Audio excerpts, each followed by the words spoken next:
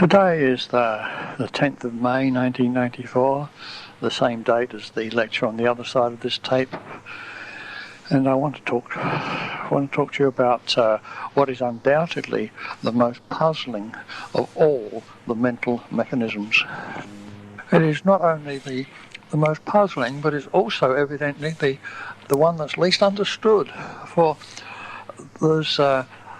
there's not even a word in the English language which gets even close to describing the mechanism. Yet the mechanism is very, very common, causes considerable stress to every games player, particularly compulsive games players who are highly prone to the mechanism. And in certain circumstances, under certain circumstances, the game loss that the mechanism can bring about can ruin a person's life. And although on the other end of the spectrum, the game loss can be quite trivial, but nevertheless, there's a broad spectrum of possible game loss associated with the mechanism. So it's far from a trivial mechanism.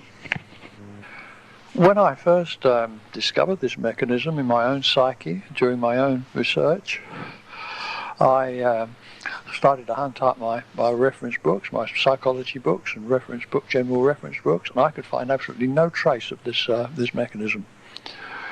And I was hard put upon to find a title that would describe the mechanism, until I remembered that the mechanism occurs in the game of chess. The noble game of chess contains this mechanism, and in chess the mechanism is called Zugzwang. And so we will adopt that title and use the word Zugzwang to describe this mental mechanism. The word Zugzwang is a German word, and the word Zugzwang in German describes the mechanism exactly as it occurs in the game of chess. And although the translation of the German word Zugzwang, which means the compulsion to move, although the translation of this word is not an exact description of the mental mechanism, it's close enough for our purposes. So we will call this mental mechanism Zugzwang. It's as good a name as any, and it's better than most. I'd better start off by explaining how the mechanism occurs in the game of chess. What is Zugzwang in chess?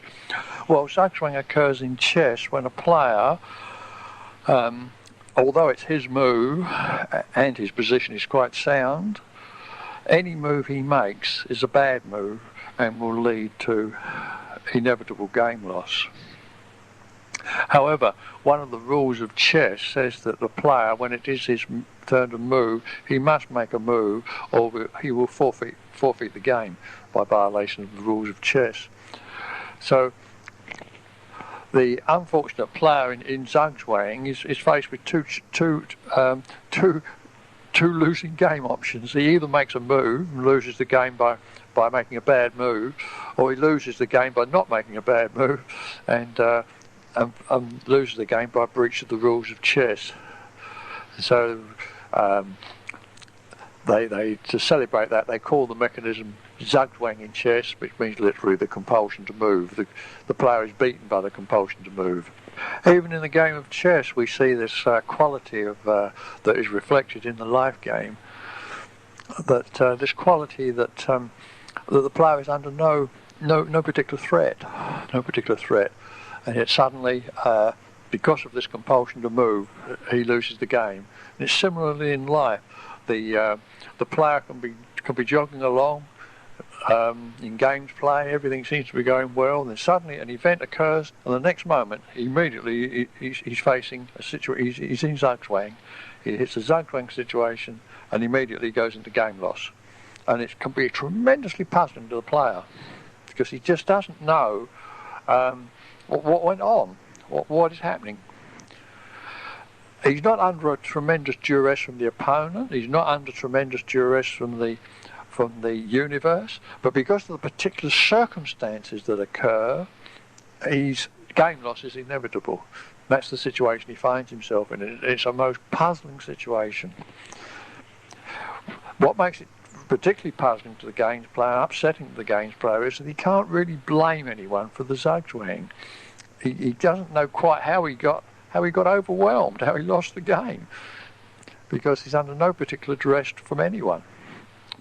And it's just because of the particular circumstances he finds himself in that he goes into game loss. So psychologically, the mechanism hangs fire on the time track. Anyone who's nearly anyone who's been zugzwanged in life, and most people have, you'll find that the incident will sit there as a great puzzlement. They just don't know how it happened. They don't know quite what happened. They don't understand the mechanism of what happened to them. And the unfortunate thing is that while they don't understand what happened in the incident contains a not know, a not be known. It contains a mystery. And while the incident contains a mystery, it won't erase. And while the incident won't erase, of course, the to know goals package won't erase. You can't erase the to know goals package in the presence of mysteries, you see. So the level 5, the whole of level 5 can be prevented from completing because of a zugzwang incident sitting on a person's track. This is why I'm mentioning the mechanism. I have to mention it to you. That because you may need this data to get it apart. You may solve it. You may get the incident apart and discover it all for yourself. A person could do this, like I discovered the mechanism in my own research. But nevertheless, this tape would be helpful to you, particularly if you tried and then despaired. Well, this tape will then solve it for you, because I do understand the exact anatomy of zugzwang. And the solution to zugzwang does occur, I do explain in this tape. Now, without more ado, I think the best approach would be to give an immediate example from life of zugzwang. A wealthy businessman decides that he'd like to engage upon a little tax evasion, and so he writes on his tax return form that he's made a large donation to a well-known charity, when in fact, of course, he hasn't. And completes the tax return and sends it off to the tax office and thinks no more about it. And a few weeks later, he gets a telephone call from the charity, thanking him very much for his donation and asking him when they can expect a cheque. Now, granting only that this businessman regards any unnecessary expenditure of money to the tax office or to the charity as a gain loss, granting it and only granting that, then the man is zugzwang. Now let's examine the situation. Now, first off, it's quite clear what has happened, that he sent his tax return in, and because there's such a large amount of money involved on the donation to the charity, that the tax office have contacted the charity and asked if it's true that he has made this donation to the charity. The charity, upon receiving this information from the tax office, have said to the tax office, "We'll investigate, hang on, we'll let you know." And have thought to themselves, right, well, we can well get a good donation here. So they're very hopeful, so that they immediately contact the businessman and work on the assumption that he's made this donation, and they just simply want to know when they can expect to get the cheque. See, so they're hopeful, and the tax office are simply doing their job. Now, that's how the situation came about, quite clearly. Now, when we examine this situation, that the businessman isn't under any tremendous duress here, is he? There's no overwhelming force being directed against him. Yet his game loss is inevitable. What can he do? Well, the first thing he can do is pay the charity the amount that he said he paid them in his tax return. He pays the charity. The charity then report back to the tax office that they've received the cheque from the businessman, and that satisfies the tax office, and so they're happy. The charity's happy, the tax office is happy, but the man has lost the game because he's now paid in his own mind an unnecessary expenditure of money to the charity, so he suffered game loss. So that's one option. The other option he can make is to not pay the charity. But if he doesn't pay the charity are bound to report back to the tax office that they've received no donation from this businessman to their charity in that financial year. Now, because of the large amount of money involved on the tax return, the tax office are bound to take some action on this, and they will fine the man for forwarding a false tax return. So again, he suffers game loss here. He's now paying out unnecessary money to the tax office. So if he pays the charity, he loses the game, and if he doesn't pay the charity, then he has to pay the tax office, and again he loses the game. So either way, one way or the other, he's gonna lose the game. So we say he's zugzwang, and the game loss is inevitable. Now I could give you many more examples of zugzwang, but I won't do so because that example is quite sufficient for our purposes, and is a good typical example of zugzwang. Not every zugzwang contains an intent on the part of the games player to break the law or do anything untoward, but nevertheless, that example is quite typical of the zugzwang situation. Now, the first thing we must understand about zugzwang situation is that game loss is inevitable. Now, don't miss that one.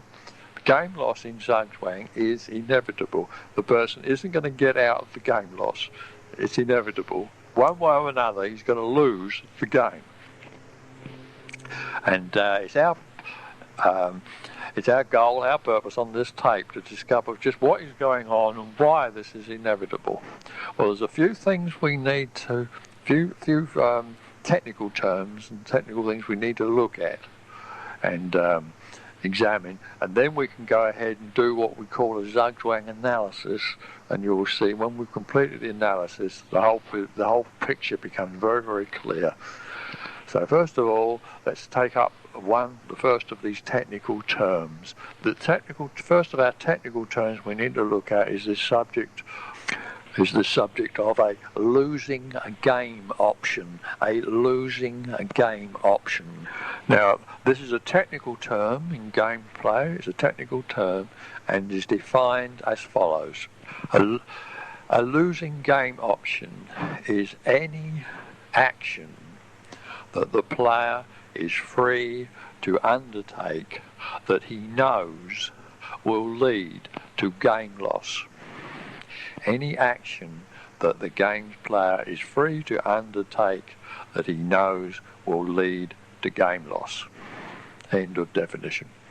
So there's two things about the losing game option that are important. One is that there's freedom of choice in it. The person is free to engage upon this action, or is not, or is free to engage upon the action, or not to engage upon the action. There's no compulsion. There's a free action. And the other is that they do know, consciously aware, they do know that if they engage upon this action, they will lose the game. That's why we call it. That's why we call it a losing game option. Now, every postulate that a person operates on in gameplay, or any postulate, every postulate that a person operates on can have a number of losing game options. Now, I'll give you an example of this, and you'll see what I mean. If a person is operating on the goal to, or the purpose to survive, this person is operating on the purpose to survive, then a losing game option is to throw themselves off a cliff. They know that if they throw themselves off a cliff, they will lose the game. They will not survive. They also know that's game option A. So we say is to throw them, losing game option A, throw themselves off a cliff. Losing game option B, to shoot themselves through the heart with a bullet. That again will will cause them to die and cause them to lose the game when they're running on the postulate to survive. So you see that any postulate can have a large number of losing game options. You see that? It's not a one-to-one proposition, not a one-to-one relationship between a postulate and a losing game option. The other thing you need to know about the relationship here between a postulate and losing game options is that if the postulate changes, the losing game options change. That much is obvious from first principles, but I thought I'd better mention it for completeness sake. Now, the next technical thing we need to understand, to come across and look at, to understand this mechanism of Zugzwang, is the concept of a senior encompassing a game. A senior encompassing a game. I won't give a precise definition of this, but I'll simply describe it to you, and you'll understand what it is. By its name, it's obviously the game the person is playing is surrounded by a larger game. An example of a senior encompassing game is that all the games on this planet are played within the laws that govern, the physical laws that govern this universe. So the laws that govern the universe, the laws that govern the physical universe, are a senior encompassing game to any games that are played on this planet. You follow that? Another example of a senior encompassing game can be the laws of the country or the laws of the land in which you live. You may be playing certain games within the country in which you live, but you're playing these within the structure of the laws of the land. You see that? In which you live. And generally speaking, there's only senior encompassing games fall into two types. They're either the laws of the physical universe itself, or they're the laws of the land, or the laws that you're operating on in the society in which you're living. They may be something as simple as the laws of chess, the game of chess, but they nevertheless have an agreed upon set of laws that when you play the game of chess, you abide by these laws. So they're a part of the society in which you live. You see that? So generally speaking, there's only two types of senior encompassing game: the laws of the physical universe itself and the laws of the society in which you live. Okay, so much for that. Now, Zugzwang comes about, and this is the inner datum of the inner datum about Zugzwang. Zugzwang comes about in games play when a situation arises where the senior encompassing game impinges upon the game of the player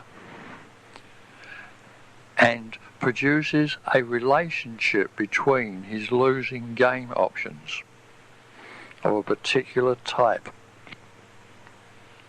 This relationship, assuming let's call any two of the losing game options of a postulate A and B.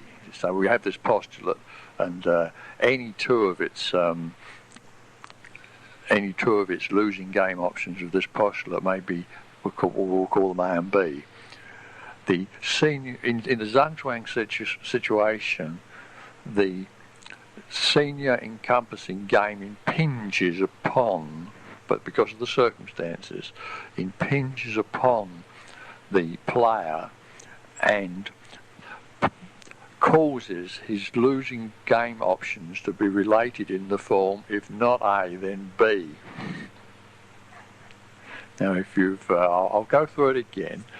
The Zugzwang situation occurs when the situation is such that the senior encompassing game impinges upon the game of the player and causes any two of his losing game options of a postulate to be related in the form, if not A, then B. And that is Zugzwang. I'll give you a give you a formal definition of Zugzwang. A player is said to be Zugzwang when any two of the losing game options of a postulate, call them A and B, are brought into the relationship, if not A, then B, by the impingement of a senior encompassing game. The game loss in Zugzwang is inevitable. Now, when we look at that definition there, we see why the game's loss is inevitable. It's inevitable simply because if the person's game options, the losing game options I should say, are in the relationship, if not A then B, then if the person doesn't embark upon losing game option A, then he must embark upon losing game option B, and therefore will lose the game.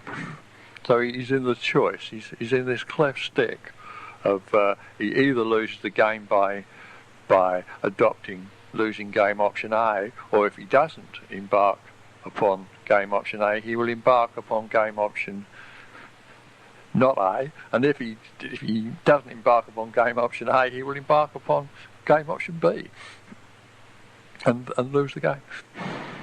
See that? And that is the Zugzwang. That is the Zugzwang mechanism.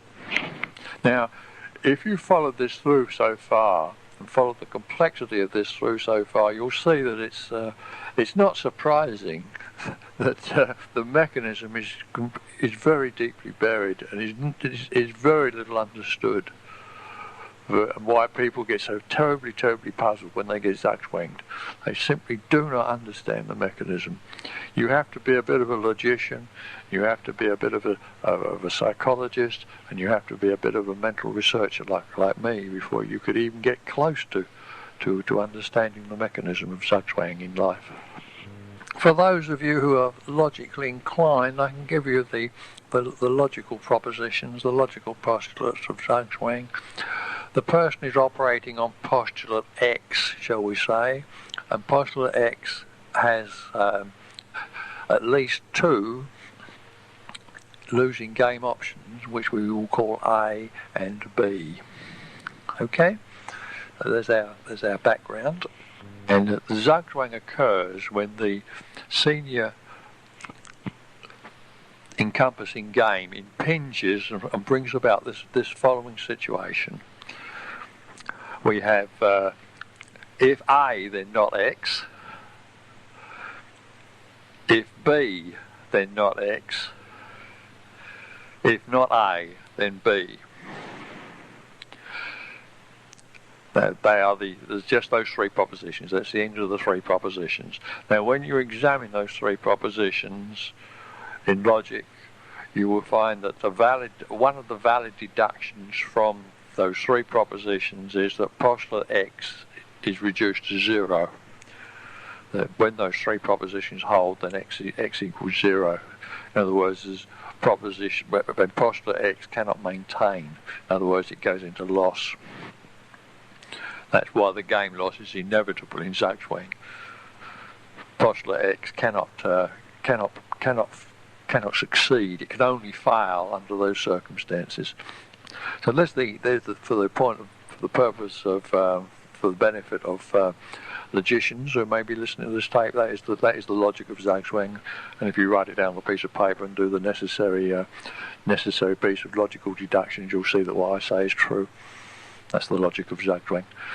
Now, let us now apply what we know to what we call the Zugzwang analysis.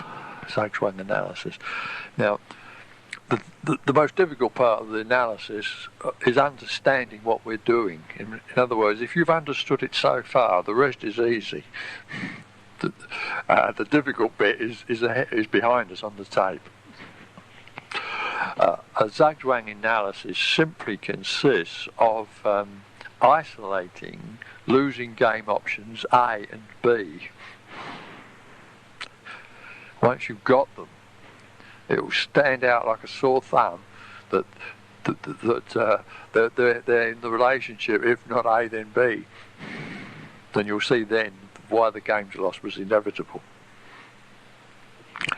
So the analysis simply boils down to, a Zugzwang analysis simply boils down to listing, getting the situation at the point of Zugzwang occurs, picking up the situation on the track, at the point where Zugzwang occurred, when you became aware that game loss was inevitable here, and listing your losing game options.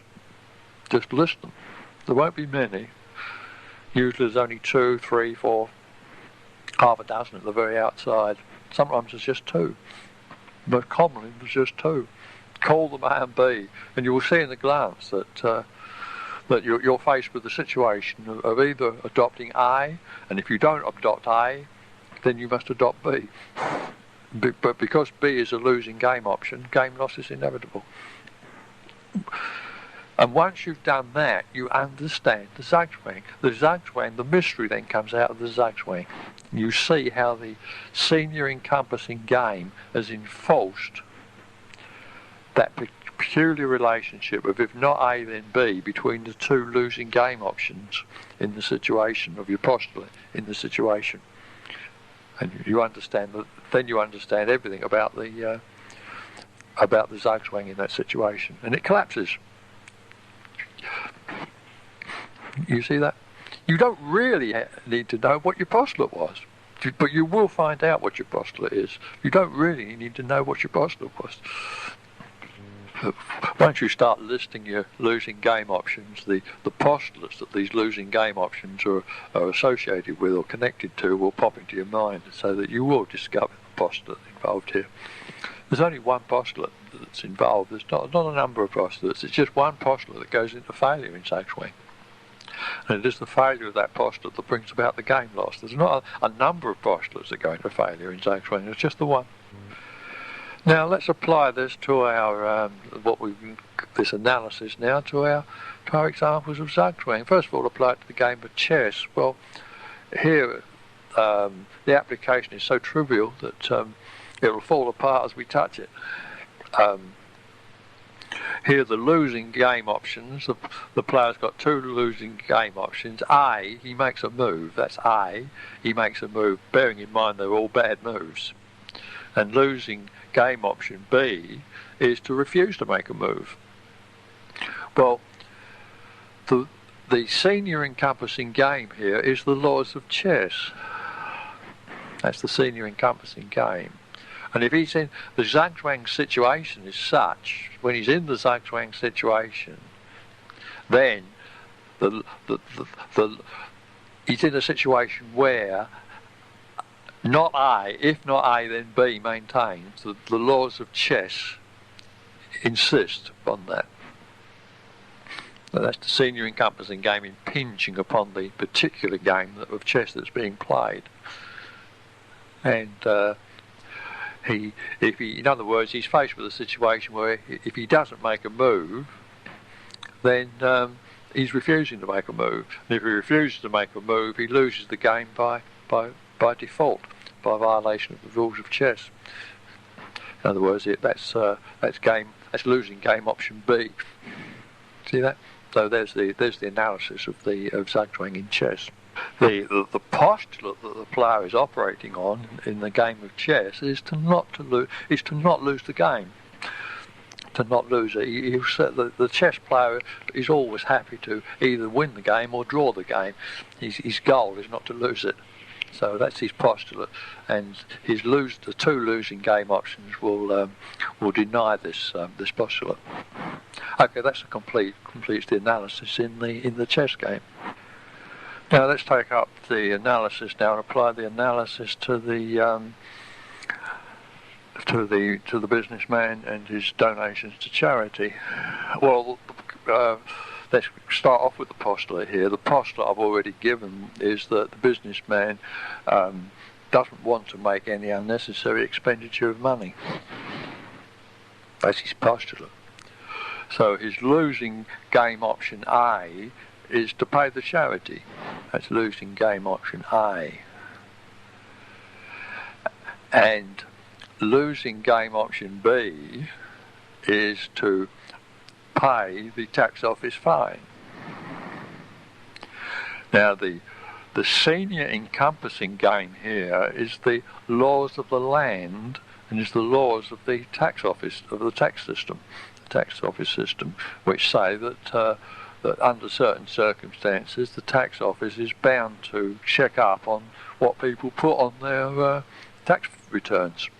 That's a standard part of their operating procedure, is to make checks, particularly when there's large amounts of money involved.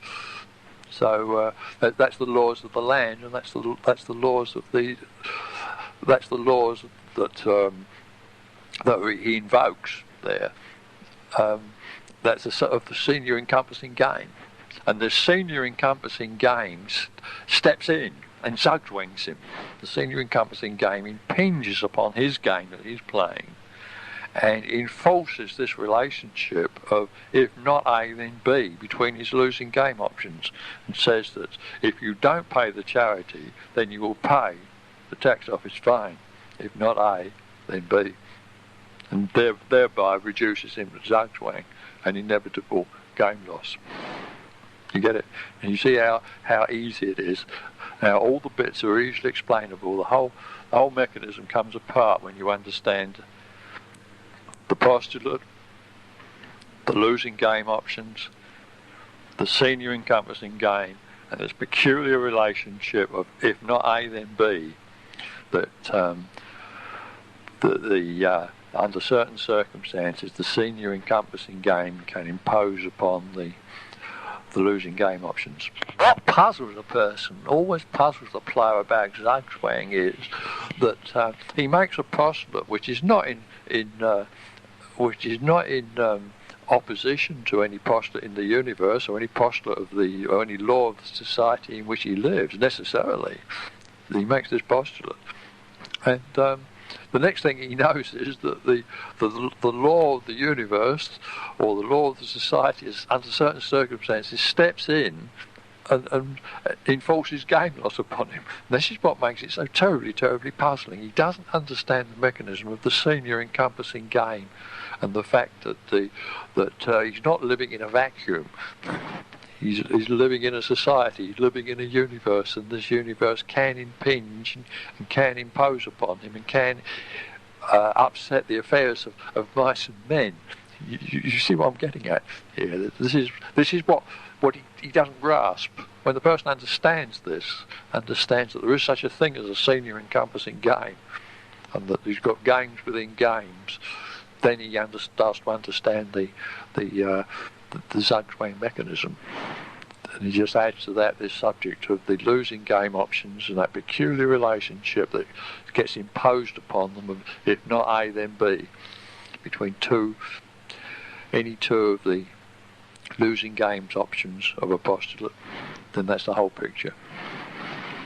Now, this analysis will take apart any zugzwang situation. The data I've given you on this tape is sufficient to take apart any zugzwang situation. If you've got an incident on your track when you were zugzwanged, then the point to pick it up, you pick up the incident at the point where game loss became inevitable, where you suffered the inevitable game loss, and that's the point to address, and that's the point where you will most easily find your losing game options, and most easily find the senior encompassing game and so forth. It'll all be there in that instant in time where the senior encompassing game imposed itself upon the junior game, you might say, and imposed zugzwang upon it. That's the point where you pick up the incident. If you pick it up at that exact point, all the data I've given you, all the bits will be there. They'll just fall bang into place, bang, bang, bang, bang, and the zugzwang will come apart very, very quickly, and in a flash it will come apart, and you'll understand, possibly for the first time in many years, just how come you lost that particular game. A games player, if he understands this mechanism very, very thoroughly and very, very well, and is able to change his postulates very quickly, in other words, his postulates are in a fluid state, he can avoid the zugzwang, because there's always intimations that it's happening. He always gets there, if only for a few fractions of a second. He's always got some time. Sometimes he's got days, weeks, months. But he's always got some time in which to change his postulates and avoid the game loss. In the game of chess, it's inevitable. You can't avoid the game loss in chess because the rules of chess are quite inflexible and quite fixed, and he abides by and agrees by those rules, and so forth. But let's take the example of the businessman. At the point where he received that phone call from the charity, thanking him for his donation and asking when they can expect to receive a cheque. If at that point he changed his mind about this postulate, about what he considered game loss in regarding the expenditure of money, in other words, if he no longer regarded it as a game loss to pay the charity, he can escape the Zugzwang. You see, he could write out a cheque for the charity and say, "Well, I'm not losing the game when I pay the charity." So he could simply write out a cheque for the charity, and everyone would be happy, and he would not lose the game, if he can change his mind and adopt that mental attitude. The non-compulsive games player could do that. The compulsive games player can't do that, so he suffers the Zugzwang. So as I said earlier on the tape, the people most likely to suffer Zugzwang are the compulsive games players. They're in a state of compulsive games play which fixes their postulates, and their fixity of postulates fixes them to such an extent that they can't change their postulates at a moment's notice when they have to in a Zugzwang situation, so they go into inevitable game loss. So it's the compulsive games player who suffers most from Zugzwang. The non-compulsive games player can avoid it. Actually, it's a very interesting observation upon our society and how little is understood about life and games play in our society, that this mechanism of Zugzwang is not understood. I can assure you that the mechanism is totally not understood in our society, and the fact that it's not understood is a total indictment upon our society in terms of how much it understands about life and games play, because the mechanism isn't a difficult one to take apart if you study it and are familiar with a few basics of life and livingness. Finally, and very, very briefly, there is a connection between the subject of Zugzwang overwhelm and the subject of the game strategies. Quite obviously, if you're in a frame of mind to do so, and you know the losing game options and postulates of your opponent, and the senior encompassing game of your opponent, it's not difficult to set up a situation which puts your opponent in a Zugzwang, and therefore inevitable game loss. There are a number of game strategies called Zugzwang game strategies. They're usually regarded in life as rather fiendish. Nobody really understands them, but they can be highly workable by people who do have some understanding of this mechanism and who have an urge to use such game strategies. So be prepared to find a connection between the subject of Zugzwang and the subject of game strategies in life and livingness. Well, I see I'm coming up to the end of this tape now. I don't want to run off the end, so we'll close at this point, and I hope this material is helpful to you. Bye-bye for now.